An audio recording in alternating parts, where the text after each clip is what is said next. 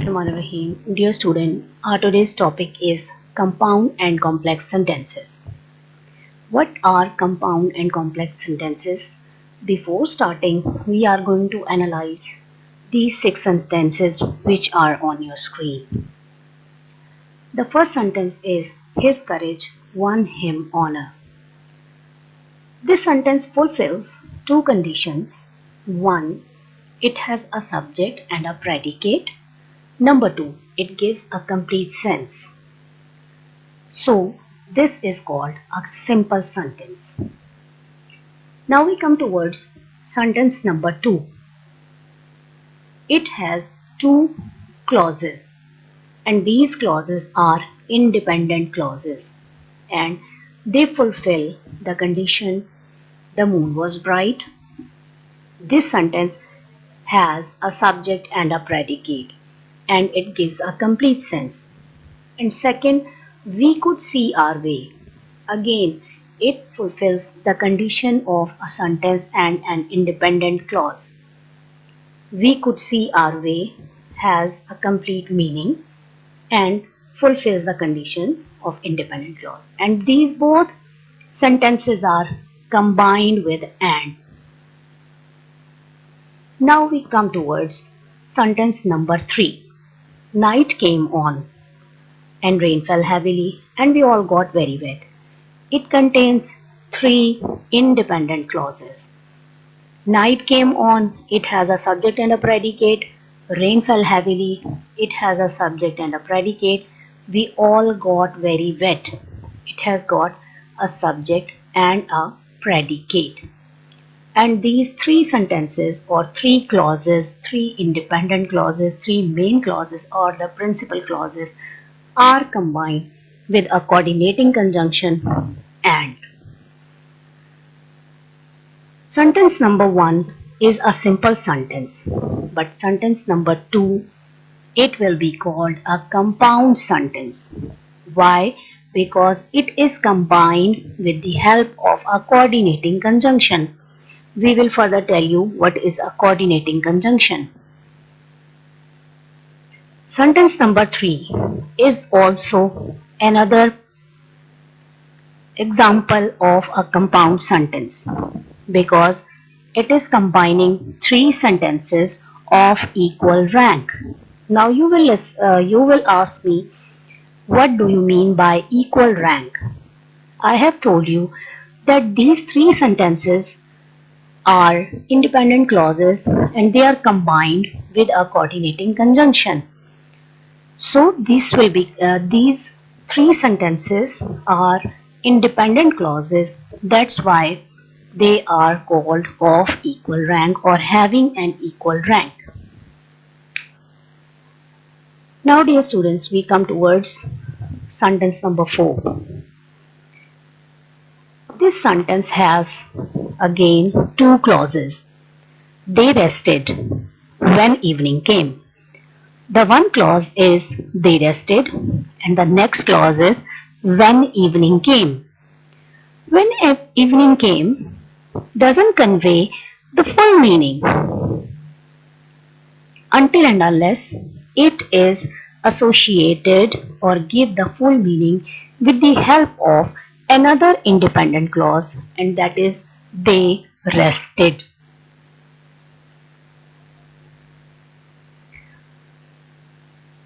So we will say that this sentence is combined with the help of a subordinating conjunction and it is a dependent clause. When evening came is a dependent clause and it is dependent upon the first clause they rested.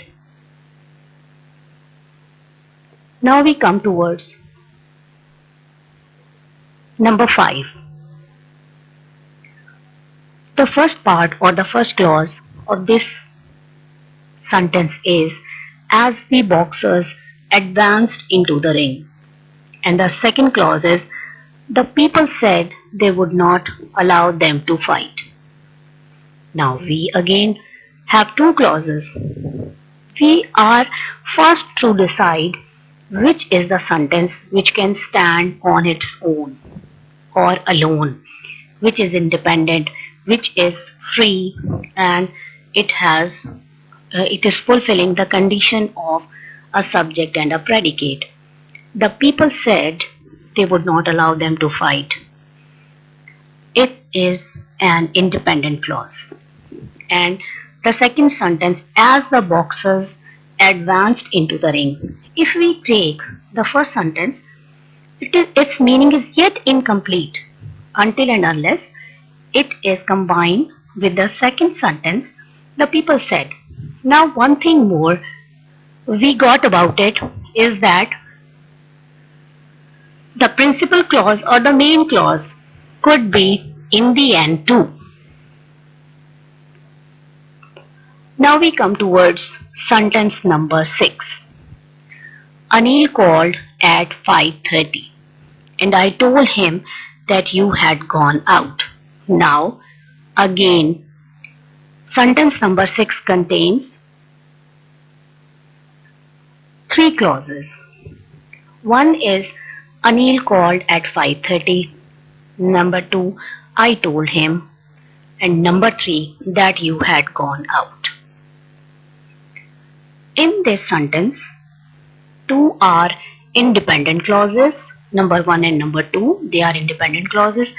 And the last one is dependent upon the second clause, which is independent, and this dependent clause is dependent for its meaning on the second clause.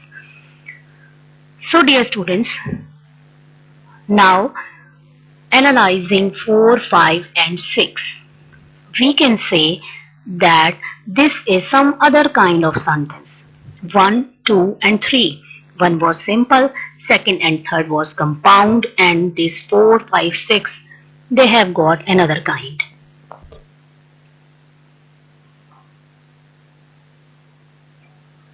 When the sentences are combined with the help of some subordinating clause, subordinating conjunction, then these sentences are called complex sentences.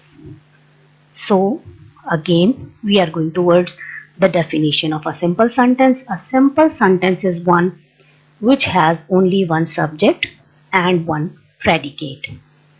Like his courage won him honor. Next is sentence number 2. We are analyzing. The moon was bright and we could see our way. Sentence 2 consists of two parts. 1. The moon was bright. Number 2. We could see our way. These two parts are joined by the coordinating conjunction. We further notice that each clause makes good sense by itself and hence could stand by itself as a separate sentence. Each clause is therefore independent of the other or of the same order or rank and is called a principal or main clause. A sentence such as the second, which is made up of principal or main clauses, is called a compound sentence. Number 3 is another example of compound sentence.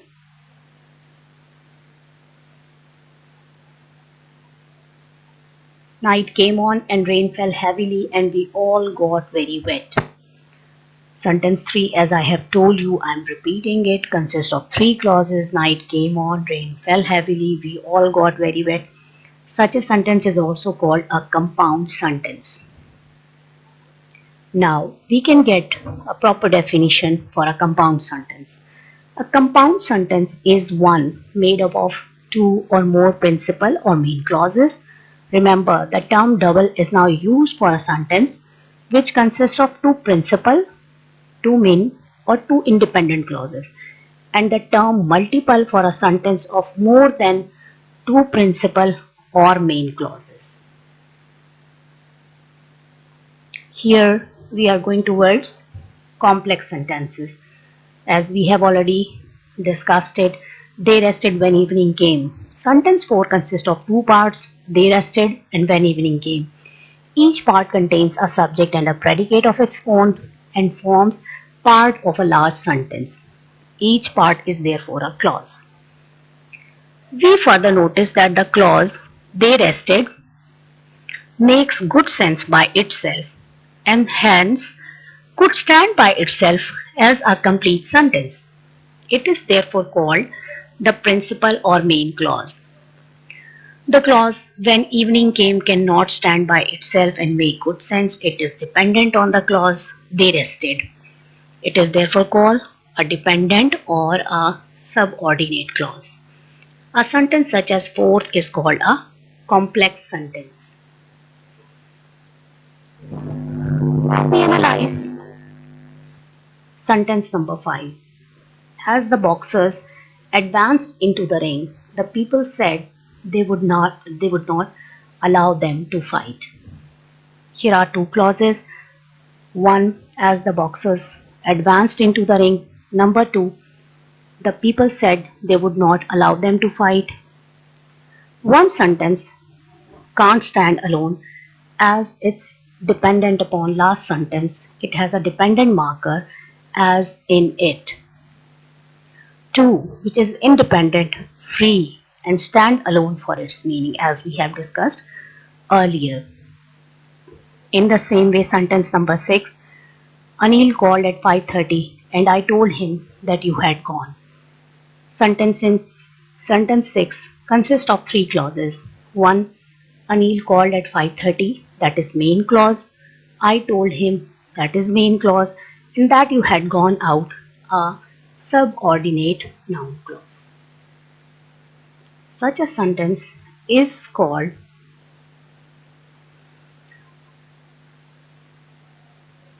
uh, like 4 and 5, they are complex, but 2 and 3, they are compound sentences. So there are other examples of compound sentences and the coordinating conjunctions are also there. I shall do it now or I shall not do it at all. He gave them no money nor did he help them in any way. Because they are combined with a coordinating conjunction, they are compound sentences. He threw the stone, but it missed the dog. He neither obtains success nor deserves it. He is either mad or he has become a criminal. I both thanked him and rewarded him. These are the examples of compound sentences. As we shall see, conjunctions are divided into two clauses, coordinating and subordinating. The sentences contains two independent statements or two statements of equal rank of or importance. Birds fly and fish swim. This is the sentence and they both have equal rank. Birds fly, fish swim. Both are independent. They are combined with a coordinating conjunction. They have the equal rank and that fulfills the basic definition. Coordinating means equal rank. Now, dear students, here is the example of coordinating conjunctions. They join together clauses of equal rank. You can remember it by an acronym way, fanboys. The first letter of each coordinating conjunction will represent the first part of the acronym and you can remember them with the help of fanboys. And but, for, or, nor, also, either or, neither nor. And subordinating conjunctions joins a clause to another on which it depends for its full meaning, and the chief subordinating conjunctions are after, because, if, that, though, although, till, before, unless, as, when, where, while. Wherever you find these words, it means they are the signal markers for a complex sentence. So, dear students, we close our conversation today. Thank you so much.